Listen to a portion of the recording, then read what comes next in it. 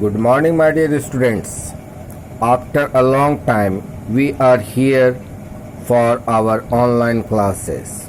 Before we start our new chapter 5, periodic table, we would like to have a small discussion.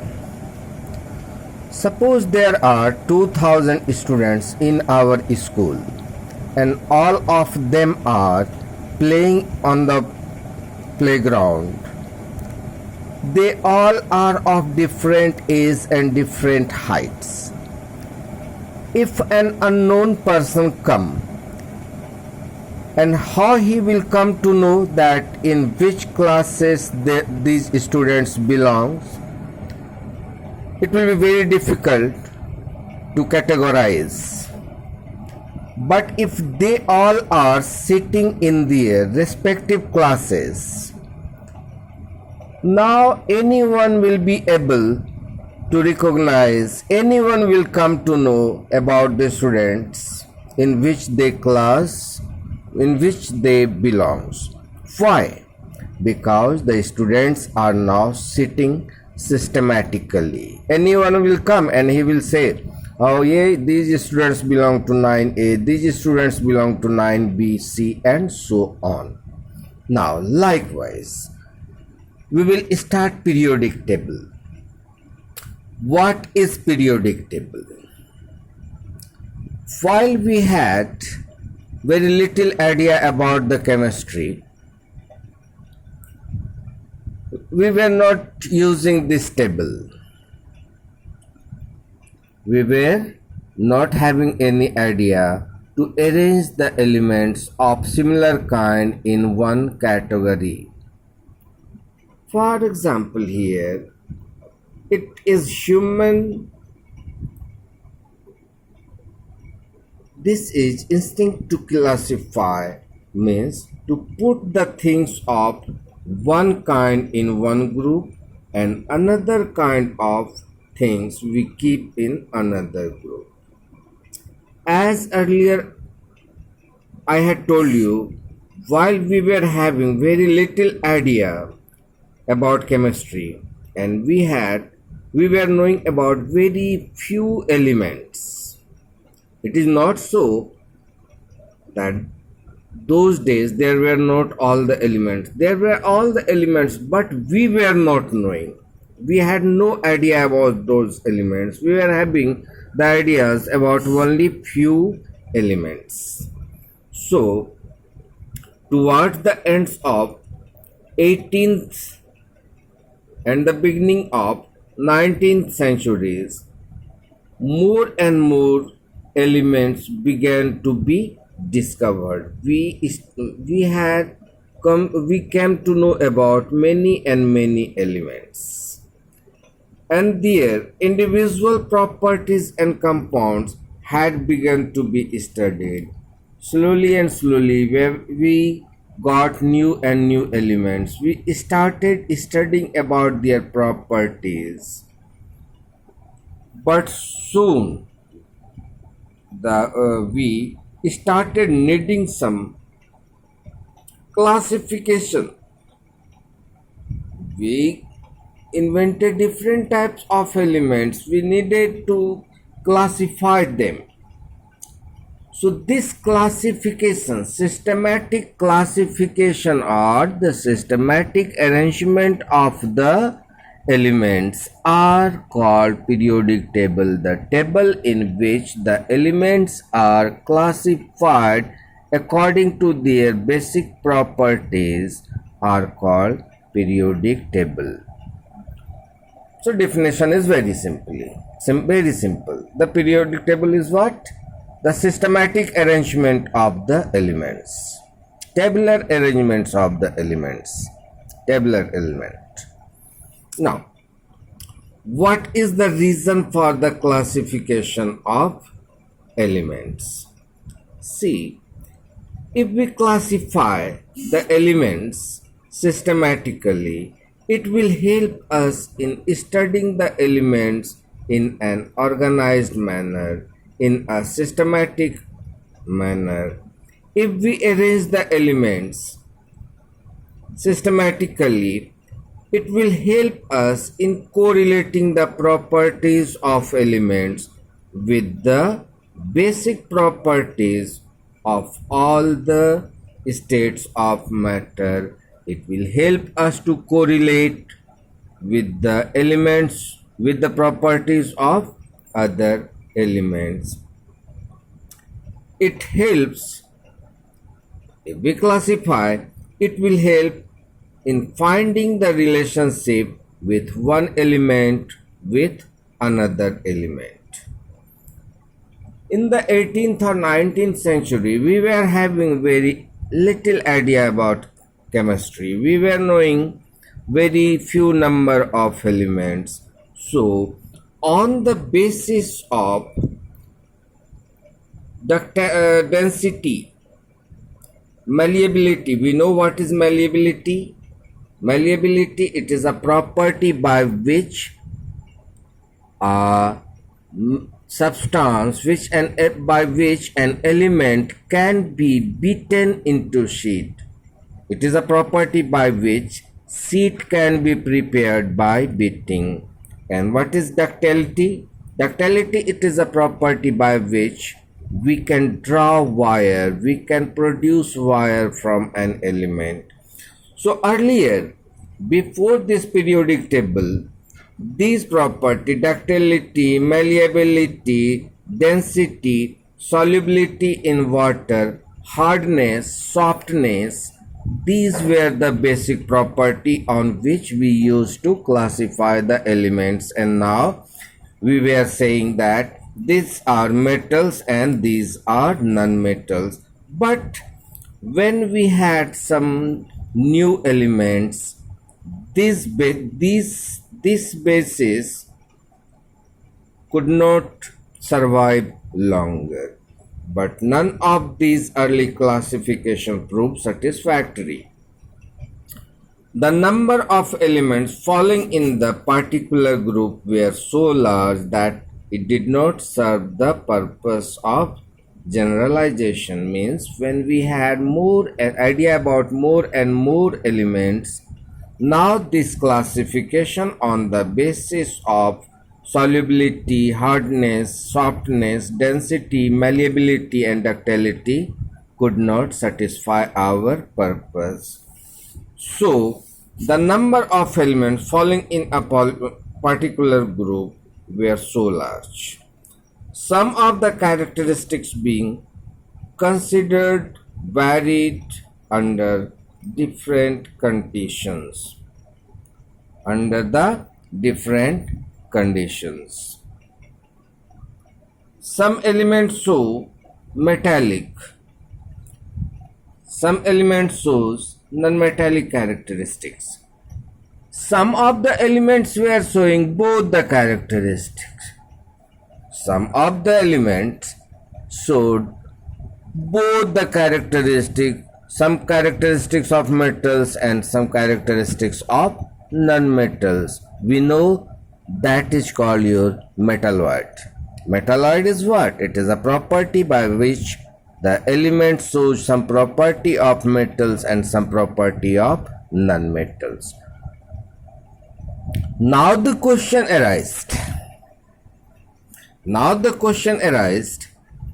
How this problem can be solved.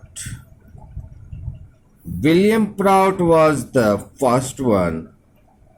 William Prout was probably the first one who started classifying the elements.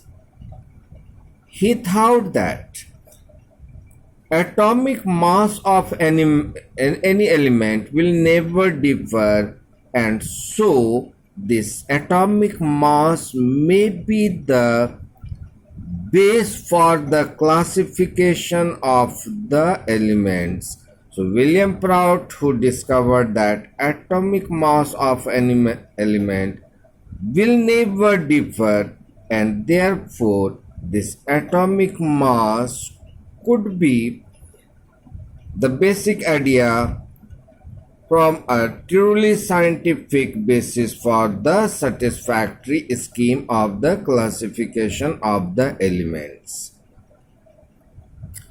My dear students, here we will study only a few ideas like Dobrynin's, Newland's, Mendeleev. It is not so that only these 3, 4, 5 types of periodic tables were prepared. More than 1,000 types of periodic table are prepared, but these were the important one. So first of all, we will start Dobrynin's triad. Triad means a group of 3 elements. A group of 3 elements. This Dobrynin, he was a German chemist. He arranged the elements in the better not increasing. He kept the 3 elements. He kept 3 elements, like suppose this is A, B, C. These are 3 elements. He arranged in such a way that the atomic mass of middle one, atomic mass of B is equals to the atomic mass of A plus atomic mass of C by 2. What does it mean? The atomic mass of middle one is the average of the first and 3. For example, see, atomic mass of lithium is 7, atomic mass of sodium is 23, and atomic mass of potassium is 39. He arranged these 3 elements like this: lithium, sodium, potassium. Now, this is a group of 3 elements. This is a triad. Now, if we see atomic mass of sodium, it will be atomic mass of lithium plus atomic mass of potassium by 2. We know that atomic mass of lithium is 7 plus atomic mass of potassium is 39 by 2. It will be 46 by 2, which comes 23, and the atomic mass of sodium is also 23. This example is not in our book. Now, according to our book, so here, this chemist observed that certain elements displayed similar properties and they could be placed in a group of 3 elements. This group of 3 elements were called as your triads. The 3 elements of particular group had similar chemical properties. In fact, Dobrynin was the first scientist to show the clear relationship between the properties of elements and its atomic mass. Here is what is this triad and what was the basis. The atomic mass of the middle element of a triad was approximately equal to the arithmetic means average of the atomic mass of other 2, means average atomic mass of first and third element. Here are some examples.